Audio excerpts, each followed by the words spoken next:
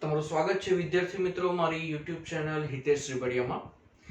આજે આપણે જેવી રીતે 11મા ની અંદર મોલ ની વાત કરી ત્યાંથી હવે થોડું આગળ જઈએ તો હવે નેક્સ્ટ ટોપિક આવે છે આપણી પાસે તત્વયોગ મિતિ. તો તત્વયોગ મિતિ શું છે અને તત્વયોગ મિતિ એ ગુણાંક શું દર્શાવે છે તો એની ડિસ્કશન આજે આપણે કરવાની છે. તો આપણે ટાઇટલ આપી દઈએ. સૌથી પહેલા આપણે શું ગણવાના છીએ? તત્વયોગ મિતિ. તત્વ યોગ મિતિ. પણ આ તત્વયોગ મિતિ જે છે અમુક વિદ્યાર્થીઓ એવું કરે છે કે તત્વયોગ મિતિ અને તત્વયોગ મિતિ એ ગુણાંક બંને એક જ છે એવું સમજી લે છે, પણ હકીકતમાં એવું નથી. તત્વયોગ મિતિ શબ્દ એ તત્વયોગ મિતિ ગુણાંકથી અલગ છે અને વ્યાખ્યાયિત કરી શકાય, પણ તત્વયોગ મિતિ એ ગુણાંક જે છે એક સંખ્યા દર્શાવે છે. બરાબર છે? તો તત્વયોગ મિતિ કોને કહેવાય? તો આપણે એની વ્યાખ્યા લખીએ, વધારે આઈડિયા આવશે આપને. કોઈ પણ રાસાયણિક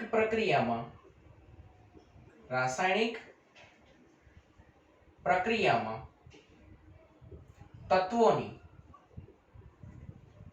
તત્વોની યોગ્ય ગોઠવણીને શું કહે છે? તત્વયોગ મિતિ કહે છે. તો આપણી પાસે અહીંયા તત્વયોગ મિતિની વ્યાખ્યા થઈ. શું દર્શાવે છે? કે કોઈ પણ રાસાયણિક પ્રક્રિયા આપેલી હોય એમાં તત્વોની યોગ્ય ગોઠવણીને શું કહેવાય? તત્વયોગ મિતિ કહે છે. તો આપને પ્રશ્ન એ થાય, સૌથી પહેલા સ્વાભાવિક પ્રશ્ન થવો જોઈએ કે રાસાયણિક પ્રક્રિયા એટલે શું? રાસાયણિક પ્રક્રિયા એટલે શું? તો ઘણા બધા એવું વિચારે છે કે કોઈ પણ પ્રક્રિયકોમાંથી નિપજ બનવું એટલે રાસાયણિક પ્રક્રિયા, નિપજમાં રૂપાંતરણ થવું અથવા તો એક સ્વરૂપમાંથી બીજા સ્વરૂપમાં રૂપાંતર થવું રાસાયણિક પ્રક્રિયા. પણ હકીકતમાં અહીંયા રાસાયણિક પ્રક્રિયાનો એકદમ સિમ્પલ સચોટ તમારી પાસે જવાબ શું આવે?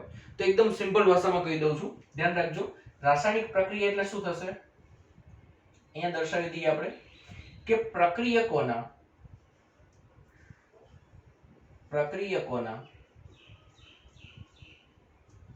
બંધ તૂટીને નિપજોના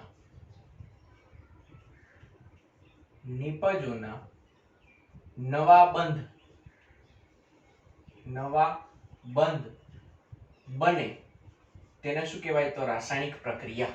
બરાબર છે? એકદમ સરળ ભાષામાં સમજાવી દઈએ આપણે કે કોઈ પણ પ્રક્રિયક તમને આપેલા હોય, એનો જૂનો બંધ તૂટી જાય અને નવા બંધ નિપજના બને તો તેને શું કહી શકો? રાસાયણિક પ્રક્રિયા. ઉદાહરણ તરીકે આપણે અહીંયા લઈ લઈએ, જેમ કે હું અહીંયા ઉદાહરણ તરીકે લઉં છું. ધારો કે તમારી પાસે A2 અણુ છે, એની પ્રક્રિયા આપણે B2 અણુ સાથે કરીએ એટલે બંને પ્રક્રિયક, એનું નિપજમાં રૂપાંતર થાય એટલે શું બનાવી દે? તો AB. બરાબર છે? કઈ રીતે એ પણ સમજતા જઈએ. ધારો કે આપણી પાસે અહીંયા A2 અણુ જે છે એટલે બંધ આવી રીતે રહેલો હશે A અને A વચ્ચે. B2 અણુ છે તો અહીંયા B અને B વચ્ચે બંધ રહેલો હશે. તો થાય છે શું અહીંયા? તો આ પ્રક્રિયકનો આ બંધ તૂટે, B પણ પ્રક્રિયક છે તો આ પણ બંધ તૂટે અને થાય છે શું? તો આમાંનો A આમાંના B સાથે જોડાઈ જાય તો નિપજ શું બનાવે છે? તો AB. એટલે કે આ રીતેનો નવો બંધ બને A અને B વચ્ચે. બરાબર છે? તો કર્યું શું? તો પ્રક્રિયકોનો બંધ તૂટ્યો, આ પણ પ્રક્રિયક છે એનો બંધ તૂટ્યો, એટલે જૂના બંધ તૂટે અને નવા બંધ બને નિપજના, તો તેને શું કહી શકો? રાસાયણિક પ્રક્રિયા. બરાબર છે? એવી જ રીતે ધારો કે બીજું કોઈ ઉદાહરણ લઈ લો. ધારો કે આપણે અહીંયા લઈએ છે આવી રીતે દર્શાવીએ એટલે વધારે આઈડિયા આવે. ચલો, હાઇડ્રોજન ની પ્રક્રિયા કોની સાથે કરાવીએ છે? ક્લોરીન. તો નિપજ શું બને? તો આપણે બધાને ખબર છે શું થશે? તો આ બે હાઇડ્રોજન પરમાણુ વચ્ચેનો બંધ તૂટે, અહીંયા બે ક્લોરીન પરમાણુ વચ્ચેનો બંધ તૂટે. તો જે હાઇડ્રોજન છે એ આ ક્લોરીન સાથે જોડાઈ જાય તો શું બનાવશે ભાઈ? HCl એટલે કે હાઇડ્રોક્લોરિક એસિડ. તો હાઇડ્રોજન ને ક્લોરીન વચ્ચે અહીંયા બંધ બને. આવું જ એક ફરીથી ઉદાહરણ લઈ લઈએ. ધારો કે H2 નું ઓક્સિજન વચ્ચેનો બંધ, ઓક્સિજન વચ્ચે છે ને અહીંયા દ્વિબંધ આવેલો હોય. ઓક્સિજન હંમેશા કેટલા બંધ બનાવશે? 2. તો આ હાઇડ્રોજન પરમાણુનો બંધ એટલે કે 2 અણુ છે એમાં 2 પરમાણુઓ વચ્ચેનો બંધ તૂટે કારણ કે પ્રક્રિયક છે. અહીંયા પ્રક્રિયક જે છે ઓક્સિજન એ બંને પરમાણુ વચ્ચે જે દ્વિબંધ રહેલો છે એ બંધ તૂટે તો તેનું રૂપાંતર શેમાં થઈ જશે? નિપજમાં. તો શું થાય?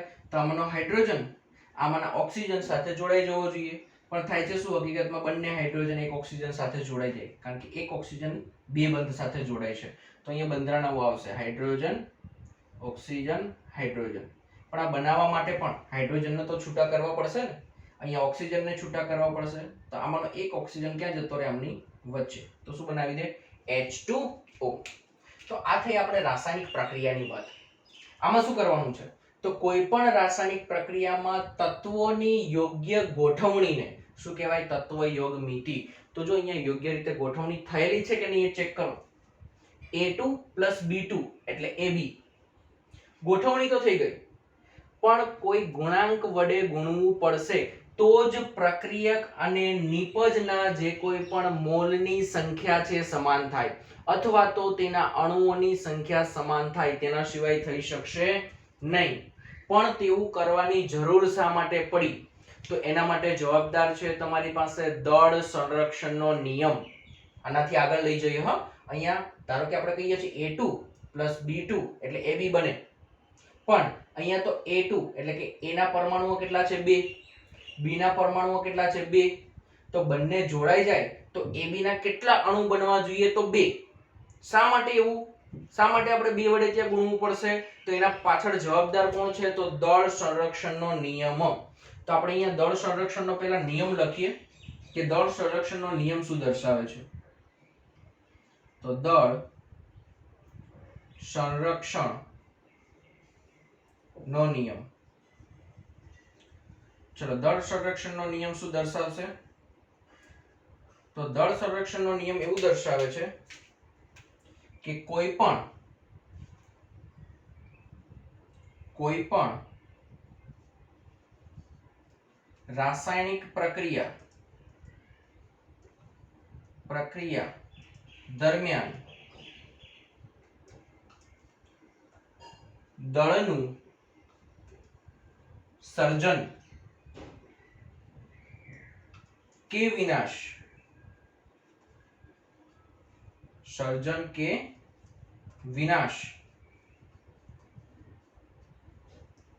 થઈ શકતો નથી. આ એવું કે છે કે દળનું સર્જન પણ ના કરી શકો કે વિનાશ પણ ના કરી શકો. બરાબર છે? તો આપણે અહીં હકીકતમાં કર્યું શું? A ના 2 પરમાણુઓ હતા, B ના 2 પરમાણુઓ હતા અને અહીંયા AB નો તો એક જ અણુ મળ્યો. તો આપણે અહીંયાથી A નો વિનાશ કરી નાખ્યો, અહીંયાથી B નો વિનાશ કરી નાખ્યો. એવી જ રીતે અહીંયા જોવા જઈએ તો હાઇડ્રોજન ને ક્લોરીન નો વિનાશ થઈ ગયો. તો એક હાઇડ્રોજન ને એક ક્લોરીન વધ્યા, એનું આપણે HCl બનાવી દીધું. પણ હકીકતમાં એવું થવું જોઈએ નહીં. હકીકતમાં શું આવવું જોઈએ? તો જેટલા તમારી પાસે અહીંયા પ્રક્રિયકનું દળ છે એટલું જ દળ શેનું આવવું જોઈએ? નિપજનું. જો પ્રક્રિયકનું દળ અને નિપજનું દળ સમાન રહે તો જ તમે દળ સંરક્ષણના નિયમનું પાલન કરાવડાવી શકો અને તો જ એ ગણતરી સાચી થઈ શકે, નહીતર થશે નહીં. તો હવે આ દળ સંરક્ષણના નિયમનું પાલન કરવા માટે આપણે કોઈ સંખ્યા વડે અહીંયા એને ગુણવું પડશે. તો જે સંખ્યા વડે એને ગુણીએ છીએ એને શું કહેવાય? તો તત્વયોગમિતીય ગુણાંક. એટલે બંને અલગ પડે છે, તત્વયોગમિતિ અને તત્વયોગમિતીય ગુણાંક. તો હવે આપણે અહીંયા દર્શાવી દઈએ તત્વયોગમિતીય ગુણાંક. હવે ધ્યાન રાખજો, તત્વયોગમિતીય ગુણાંક.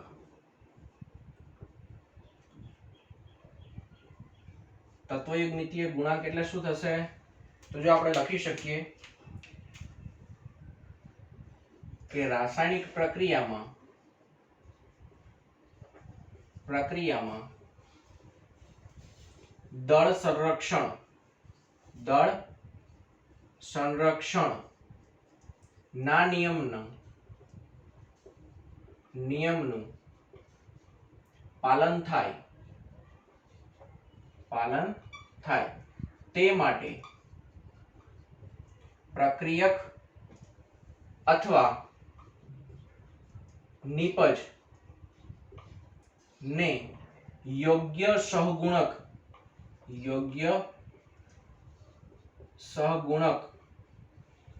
વડે ગુણવામાં આવે છે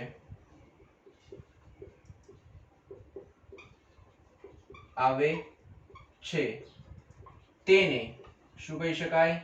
તો તત્વયોગમિતીય ગુણાંક કહે છે. તો જો તત્વયોગમિતીય ગુણાંકની આપણે વ્યાખ્યા દર્શાવી દીધી. શું થશે કે કોઈ પણ રાસાયણિક પ્રક્રિયા હોય એમાં દળ સંરક્ષણના નિયમનું પાલન કરવા માટે તો જો જેટલું દળ પ્રક્રિયકોનું છે એટલું જ કોનું આવવું જોઈએ? નિપજોનું. તો એ દળ સંરક્ષણનો નિયમ દર્શાવે છે, કારણ કે સર્જન પણ ના થાય, વિનાશ પણ ના થાય. તો કહી શકો જેટલું અહીંયા હોય એટલું જ ક્યાં રહેવું જોઈએ? નિપજવા જોઈએ. તો દળ સંરક્ષણના નિયમનું પાલન થાય તે માટે પ્રક્રિયક અથવા તો નિપજને અથવા તો બંને, બરાબર છે, પ્રક્રિયકો અથવા તો નિપજોને યોગ્ય સહગુણક વડે ગુણવામાં આવે તેને શું કહી શકાય? તત્વયોગમિતીય ગુણાંક. તો હવે આપણે શું કરીએ છીએ જોજો. અહીંયા H2 હતું, અહીંયા Cl2 હતું, તો બન્યું શું? HCl. તો અહીંયા હાઇડ્રોજન કેટલા છે? 2. અહીંયા કેટલા છે? 1 જ. અહીંયા ક્લોરીન કેટલા છે? 2. ક્લોરીન અહીંયા કેટલા છે? 1 જ. તો આપણે શું કરીએ? આને 2 વડે ગુણી દઈએ. તો શું થશે? હાઇડ્રોજન 2, અહીંયા પણ હાઇડ્રોજન 2, અહીંયા ક્લોરીન 2, તો અહીંયા પણ ક્લોરીન 2. તો કહી શકો કે અહીંયા જેટલું દળ પ્રક્રિયકોનું આવશે એટલું જ દળ કોનું આવશે? નિપજોનું. આપણે આ જ ઉદાહરણને દળ લઈ અને સમજીએ તો શું થશે?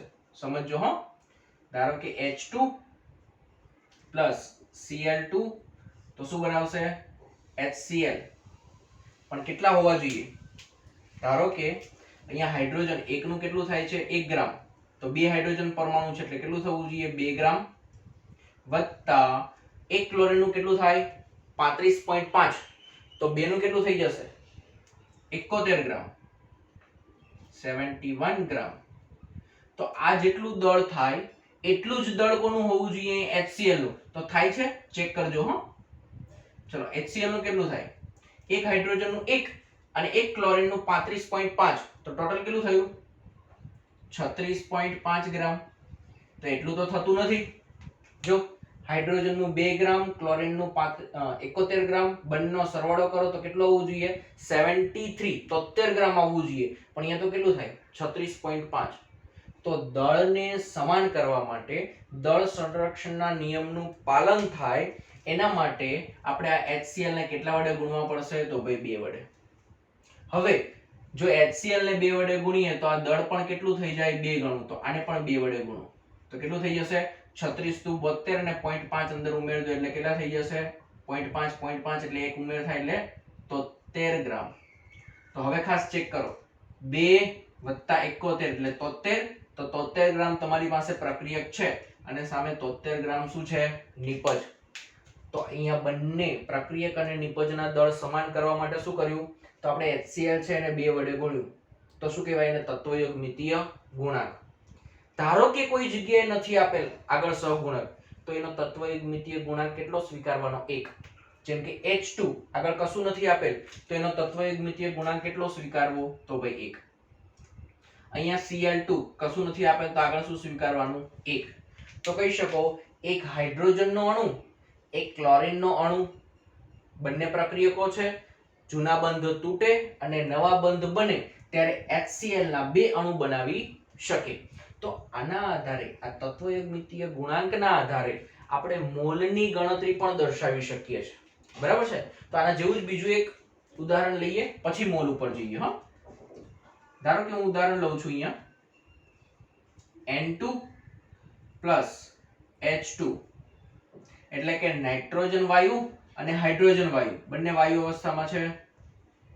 તો આ બંને વચ્ચેના બંધ પ્રક્રિયકોના તૂટે તો નિપજ બનશે, એટલે નિપજના નવા બંધ બને તો શું બને છે?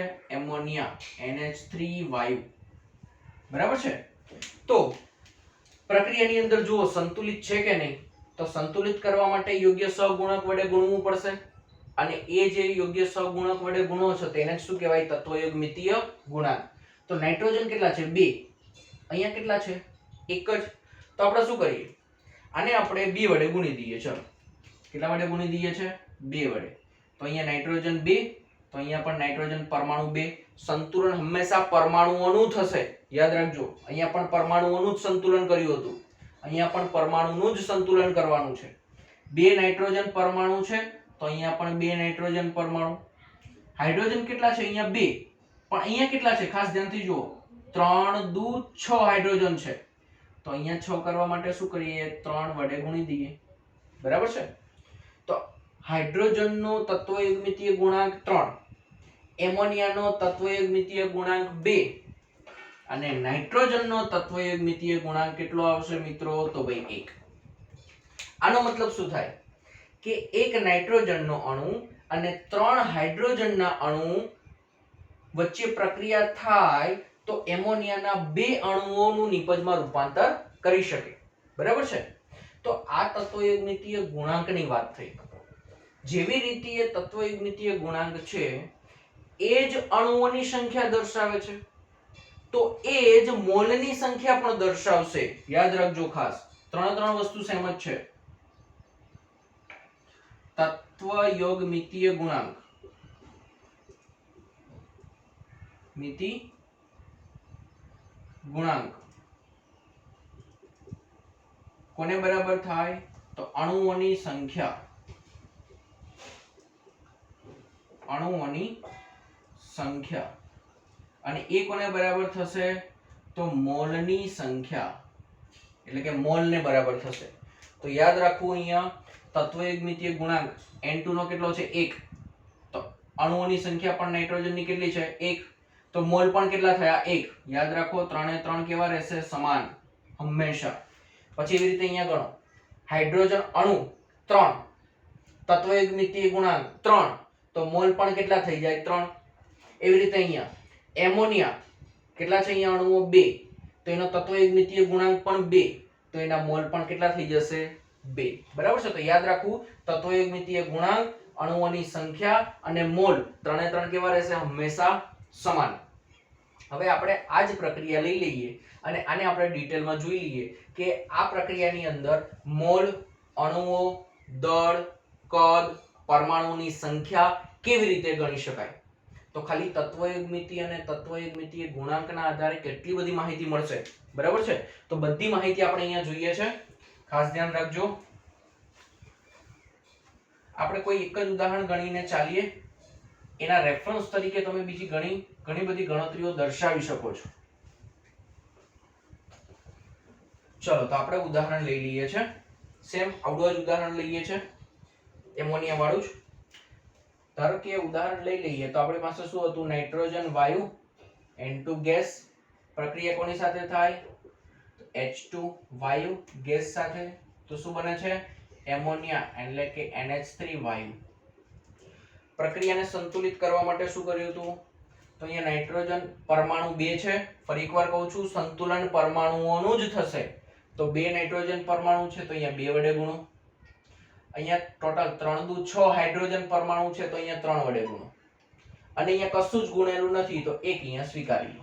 કારણ કે એવું તો નહીં થાય ને, કશું નથી તો 0 તો ના ગણાય ને, કારણ કે 0 તો એ તો છે જ નહીં. એનો મતલબ એવો થયો. બરાબર? તો આપણે કશું નથી તો શું સમજીશું ત્યાં? કે 1 તમારી પાસે તત્વયુગ્મિતીય ગુણાંક છે. ચલો, હવે સમજો. સૌથી પહેલા આપણે જોઈએ કે આના મોલ કેટલા આવે છે. ખાસ યાદ રાખજો, આપણે અહીંયા પાર્ટીશન કરી દઈએ છે, ગણતરી કરવા માટે વધારે આઈડિયા આવશે. ચલો,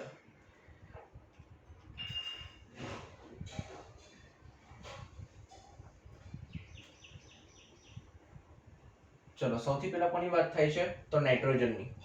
ધારો કે હું અહીંયા લખી દઉં છું. ચલો, પહેલા કોની ગણતરી કરીએ છે? તો મોલ.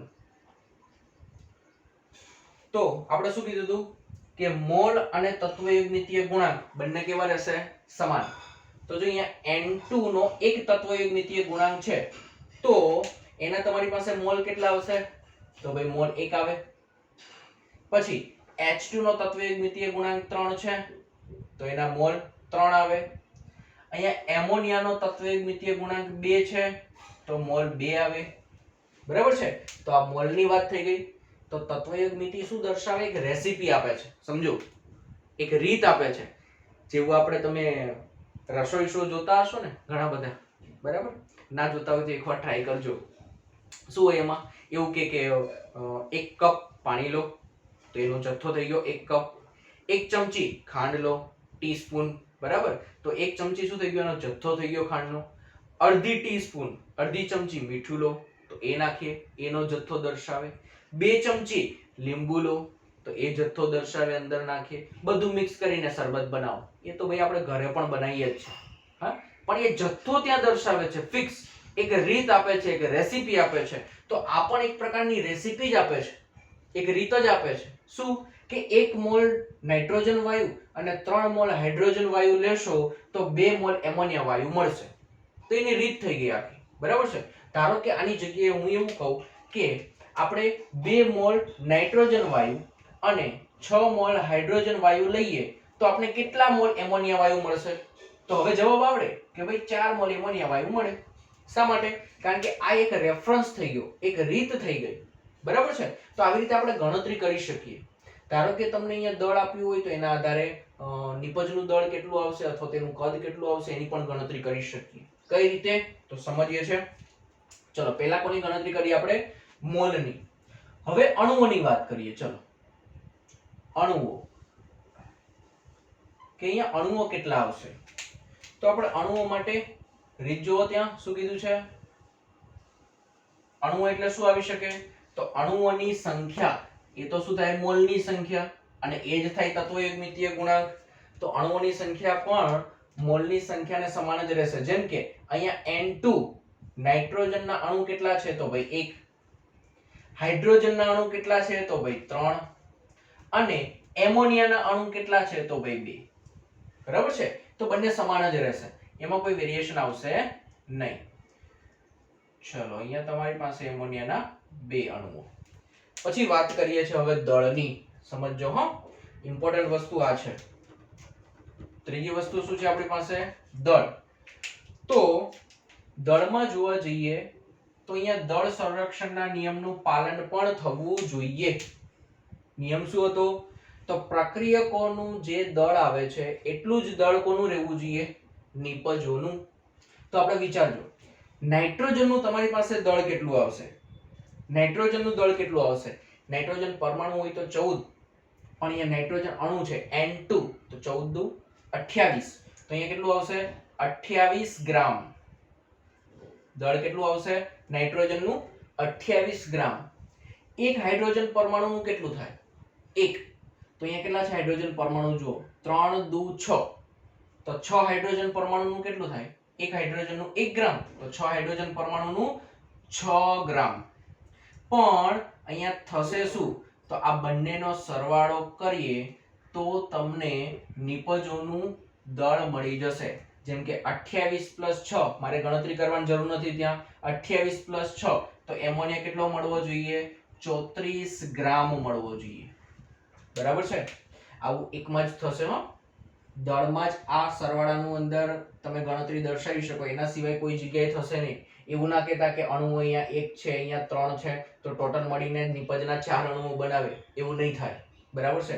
ફક્ત એ શેમાં લાગુ પડશે? તો દળ સંરક્ષણના નિયમને અનુલક્ષીને દળ માટે જ લાગુ પાડી શકાય, એના સિવાય બીજી કોઈ જગ્યાએ લાગુ પાડી શકાય નહીં.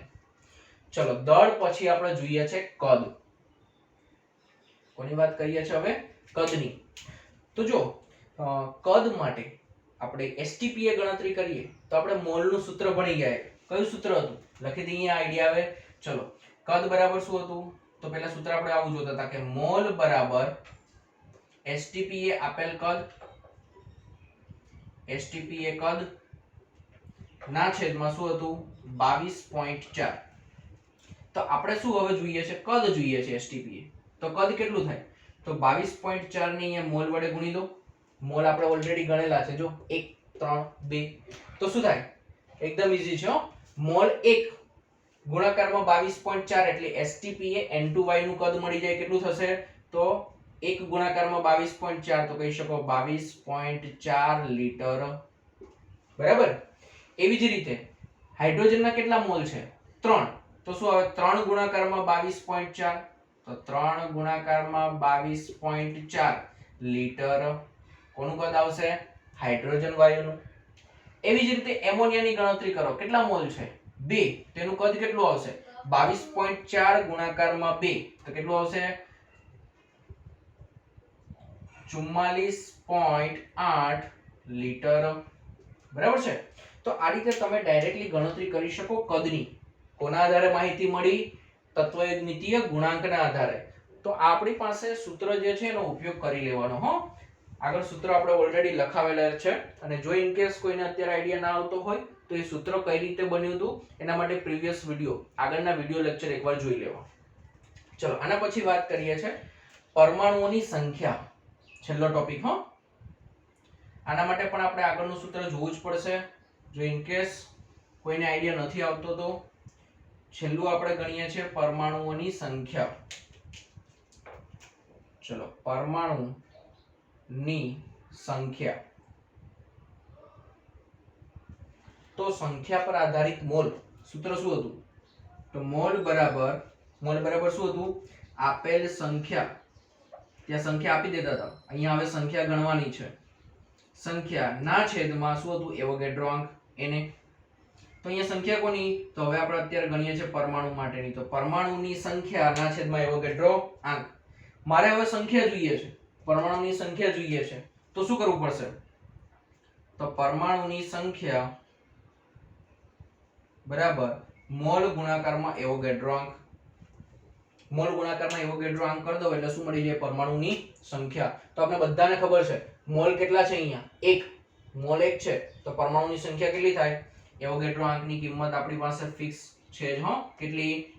6.022 ગુણાકારમાં 1023 ઘાત. તો મોલ કેટલા છે? અહીંયા 1. તો 1 ગુણાકારમાં 6.022 ગુણ્યા 1023 ઘાત. તો અહીંયા શું આવશે? એટલા જ આવે 6.022 ગુણાકારમાં 1023 ઘાત. આટલા પરમાણુઓ ત્યાં હાજર રહેવા જોઈએ. હાઇડ્રોજનની વાત કરો તો કેટલા મોલ છે? 3. તો શું આવે?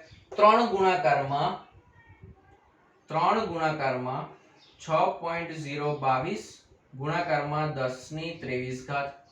અને એવી જ રીતે અહીંયા એમોનિયાના મોલ કેટલા છે? 2. તો શું આવે? 2 ગુણાકારમાં 6.022 ગુણાકારમાં 1023 ઘાત. તો આ રીતે તમે ખાલી એક તત્વયુગ્મિતીય ગુણાંક પ્રક્રિયા સંતુલિત કરો એના આધારે આટલી માહિતી મળી શકે.